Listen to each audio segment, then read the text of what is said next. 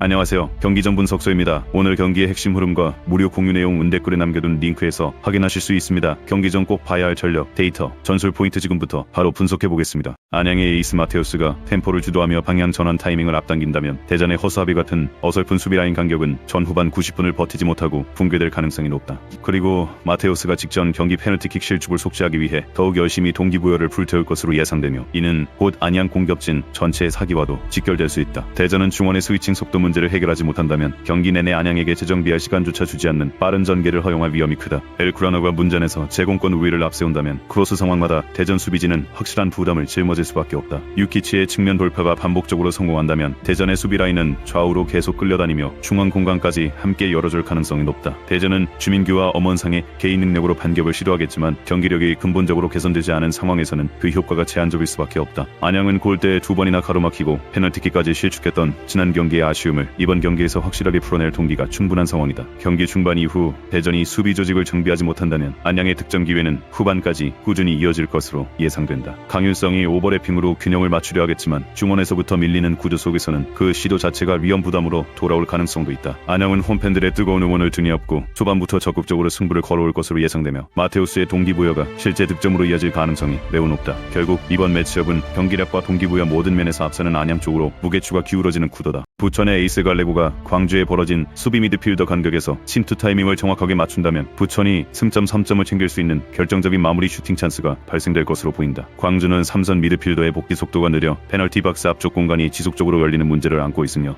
이는 경기 내내 반복될 가능성이 높다. 가브리엘이 문전에서 시선을 끌어주는 동안 갈레고가 하프 스페이스로 침투한다면 부천의 공격 전개는 한층 더 위협적으로 완성될 것으로 예상된다. 광주는 아이데일과 바루아라는 새로운 외국인 자원을 앞세워 반격을 노리겠지만 후반기 합류 초반이라 조직적인 호흡을 완전히 맞추기까지는 시간이 필요할 수 있다. 이영민 감독의 풍부한 경험이 경기 운영 곳곳에서 드러난다면 이종규 감독은 실시간 대응에서 어려움을 겪을 가능성이 크다. 바산이를 포함한 부천의 용경 트리오가 유기적으로 맞물릴수록 광주의 느슨한 수비 조직은 더 크게 흔들릴 수밖에 없다. 주세종이 중원에서 안정감을 불어넣으려 하겠지만 삼선 전체의 복귀 속도 문제를 홀로 해결하기는 쉽지 않은 상황이다. 경기 중반 이후 광주가 수비 간격을 좁히지 못한다면 부천의 득점 기회는 후반까지 꾸준히 이어질 가능성이 높다. 아이데일이 제공권으로 몇 차례 위협적인 장면을 만들 수는 있지만 팀 전체의 수비 밸런스가 흔들리는 상황에서는 반격의 지속력이 떨어질 수밖에 없다. 부천은 홈팬들의 응원까지 등에 업고 초반부터 공격적으로 나설 것으로 예상되며 광주의 벌어진 간격을 발견하는 즉시 곧바로 침투에 나설 가능성이 크다. 결국 이번 매치업은 경험과 조직력 모든 면에서 명확히 앞서는 부천 쪽으로 무게추가 기울어지는 구도다. FC 서울은 리그 선두다운 안정적인 경기 운영을 앞세워 김천의 느린 빌드업을 상대로 초반부터 확실한 주도권을 가져갈 것으로 예상된다. 김천이 중원에서 볼을 오래 끌며 행패스만 반복한다면 서울은 그 시간 동안 충분히 수비 대응을 정비하며 역습 준비까지 마칠 수 있다. 송정범과 바베치가 짧은 패스로 서울의 오프사이드 트랩 해피 루트를 열어준다면 클리말라와 안데르손을 향한 직선 패스는 한층 정교하게 완성될 가능성이 높다. 클리말라가 문전에서 반박자 빠른 슈팅 타이밍을 잡아낸다면 김천의 수비 라인은 손쓸 틈도 없이 실점 위기에 몰릴 수 있다. 서울은 세트피스 상황에서도 확실한 강점을 지니고 있어 코너킥과 프리킥 기회가 생길 때마다 위협적인 장면이 반복될 것으로 보인다. 김천은 고재현의 개인 능력으로 반격을 시도하겠지만 근본적인 전력 격차와 느린 빌드업 문제를 동시에 해결하기는 쉽지 않은 상황이다. 정재민이 중원에서 안정감을 불어넣으려 하겠지만 서울의 조직적인 압박 앞에서는 그 효과가 제한적일 가능성이 크다. 경기 중반 이후 김천의 템포가 개선되지 않는다면 서울의 득점 기회는 후반까지 꾸준히 이어질 것으로 예상된다. 박태준이 수비 라인에서 최선을 다해 버티려 하겠지만 클리말라와 안데르손의 연기 앞에서는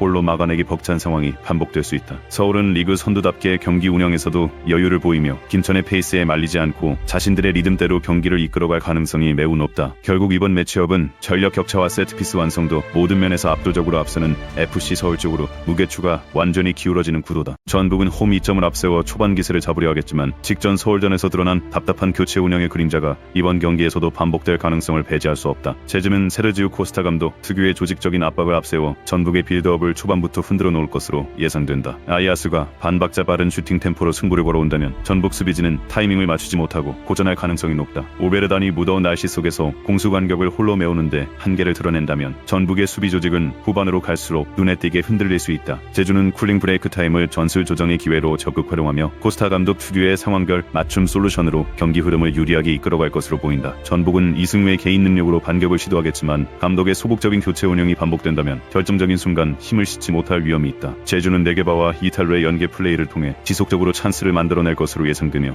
아야스의 득점 감각이 뒷받침된다면 승부는 비교적 일찍 갈릴 가능성도 있다. 전부 팬들의 답답함이 커지는 상황 속에서 이번 경기 역시 감독의 용병술 차이가 승부를 가르는 결정적인 변수로 작용할 전망이다. 정정용 감독이 이번 경기에서도 결정적인 순간 소극적인 선택을 반복한다면 전북은 후반 막판까지 끌려다니는 흐름에서 벗어나지 못할 가능성이 크다. 반면 코스타 감독은 상대의 약점을 미리 파악하고 준비해온 만큼 경기 중반부터 이미 승부의 주도권을 확실하게 가져갈 것으로 예상된다. 결국 이번 매치업은 조직력과 감독의 전술 운영 능력 모든 면에서 앞서는 제주 쪽으로 무게추가 기울어지는 구도다. 포항은 홈팬들의 뜨거운 응원을 등에 업고 직면 압박을 앞세워 초반 기세를 잡으려 하겠지만 세컨드볼 이후의 재배치 문제가 경기 내내 발목을 잡을 가능성이 높다. 울산은 이규성을 중심으로 포항에 벌어진 하프 스페이스 간격을 집요하게 노리며 초반부터 위협적인 전환 패스를 시도할 것으로 예상된다. 이규성의 패스가 정확하게 연결되는 순간 포항의 수비 블록은 전체적으로 뒤로 밀려나며 실점 위기에 몰릴 가능성이 크다. 이동경이 페널티 박스 주변에서 프리킥 찬스를 얻어낼 때마다 정교한 왼발 킥으로 승부를 가르는 장면이 나올 공산이 크다. 포항 입장에서는 중앙에서의 재배치 속도를 끌어올리지 못한다면 후반으로 갈수록 실점 위험이 계속 누적될 수밖에 없는 구조다. 기성용이 중원에서 안정적으로 경기를 조율하려 하겠지만 빗선의 구조적 허점이 그의 노련함만으로 메워지기는 어려운 상황이다. 울산은 야구의 문전 위치 선정과 이규성의 전환 패스, 이동경의 세트피스라는 세 가지 확실한 무기를 모두 보유하고 있어 공격 전개의 다양성 면에서도 앞선다. 동해안 더비 특유의 치열한 몸싸움 속에서도 구조적인 허점을 안고 있는 쪽은 결국 포항이 될 가능성이 높다는 것이 중론이다. 포항이 세컨드볼 경합 이후 재배치를 서두르지 못한다면 울산은 전반 중반부터 이미 승기를 잡을 수 있는 흐름을 만들어낼 것으로 보인다. 트란지스카와 조상혁이 공중볼 경합에서 힘을 보태겠지만 후방에서부터 흔들리는 수비 조직 앞에서는 그 노력이 충분히 빛을 발하기 어려울 수 있다. 경기 중반 이후 포항이 수비 조직을 정비하지 못한다면 울산의 공세는 후반까지 꾸준히 이어질 것으로 예상된다. 수원FC는 지난 라운드 휴식으로 확보한 체력적 우위를 앞세워 파주를 상대로 초반부터 강한 압박을 걸어올 가능성이 높다. 파주는 직전 원정 경기의 피로가 채 풀리지 않은 상태에서 폭염까지 겹치는 만큼 경기 중반 이후 체력적인 열세가 뚜렷하게 드러날 수 있다. 프리조가 특유의 템포 조절 능력으로 파주에 벌어진 삼선 간격을 정확히 노린다면 수원FC는 손쉽게 결정적인 찬스를 만들어낼 것으로 예상된다. 프리조의 침투가 성공적으로 이뤄지는 순간 마테우스 바비는 문전에서 헤더 혹은 마무리 슈팅으로 곧바로 득점에 나설 가능성이 높다. 파주의 수비와 미드필더 사이 공간이 반복적으로 열린다면 수원FC는 이 지점을 통해 후반 내내 지속적인 공세를 퍼부을 수 있다. 파주는 보르아 바스톤과 이준석을 앞세운 역습으로 반격을 노리겠지만 체력적으로 앞선 수원FC의 수비 전환 속도 앞에서는 그 효과가 제한적일 수밖에 없다. 경기 후반 30분 이후부터는 두 팀의 체력 격차가 스코어 차이로 직결될 가능성이 높으며 이 구간에서 수원FC의 추가 득점이 나올 공산이 크다. 파주는 김민승을 비롯한 후방 자원들이 분전하겠지만 삼선 전체의 구조적 허점을 90분 내내 홀로 막아내기는 벅찬 상황이다. 결국 이번 매치업은 체력적 우위가 벌어진 공간을 정확히 공략할 준비가 된 수원FC 쪽으로 무게추가 기울어지는 구도와 프리조와 마테우스 바비의 조합이 한 번이라도 제대로 맞아 떨어진다면 파주는 그 흐름을 뒤집기 쉽지 않은 상황에 놓일 가능성이 높다. 성남은 양쪽 측면에 2명씩 배치된 전술적 우위를 앞세워 천안의 한 명뿐인 윙백들을 상대로 초반부터 수적 우위를 확실하게 가져갈 것으로 예상된다. 이정빈이 측면과 중앙을 오가며 연결고리 역할을 수행한다면 성남의 공격 전개는 한층 더 다채롭고 예측하기 어려운 형태로 완성될 가능성이 높다. 차승현과 이동협이 홀로 양태양과 이정빈 그리고 풀백들의 오버래핑까지 동시에 막아내야 하는 상황에서는 구조적으로 밀릴 수밖에 없다. 성남은 좁은 공수 간격을 바탕으로 역습 전환 속도까지 빠르게 가져가고 있어 천안 입장에서는 공격과 수비 모든 국면에서 부담이 가중될 것으로 보인다. 안젤로티가 문전에서 확실하게 마무리 기회를 잡아낸다면 성남은 비교적 손쉽게 스코어보드를 움직일 수 있는 상황이다. 천안은 원정 경기 특유의 심리적 위축이 반복되어 온 만큼 실점이 발생하는 순간 흐름을 되찾지 못하고 자멸하는 패턴이 이번에도 나타날 가능성이 있다. 툰다라가 교체로 투입되어 후반 흐름을 바꾸려 하겠지만 이미 벌어진 측면 숫자 싸움에 구조적 열세를 뒤집기에는 역부족일 수 있다. 구종욱을 중심으로 한 천안의 수비 라인이 버텨내려 하겠지만 성남의 지속적인 측면 공략 앞에서 체력적으로도 점차 밀리는 흐름을 보일 것으로 예상된다. 경기 중반 이후 천안이 측면 숫자 열세를 해소하지 못한다면 성남의 득점 기회는 후반까지 꾸준히 이어질 가능성이 높다. 결국 이번 매치업은 측면 숫자 싸움에서부터 확실한 우위를 점한 성남 쪽으로 무게추가 기울어지는 구도다. 오늘 경기 분석은 여기까지입니다. 더 자세한 경기 흐름과 무료 공유 내용은 댓글에 남겨둔 링크에서 확인하실 수 있습니다. 경기 전 핵심 정보는 경기 전 분석수에서 함께하세요. 구독, 좋아요, 알림 설정 부탁드립니다.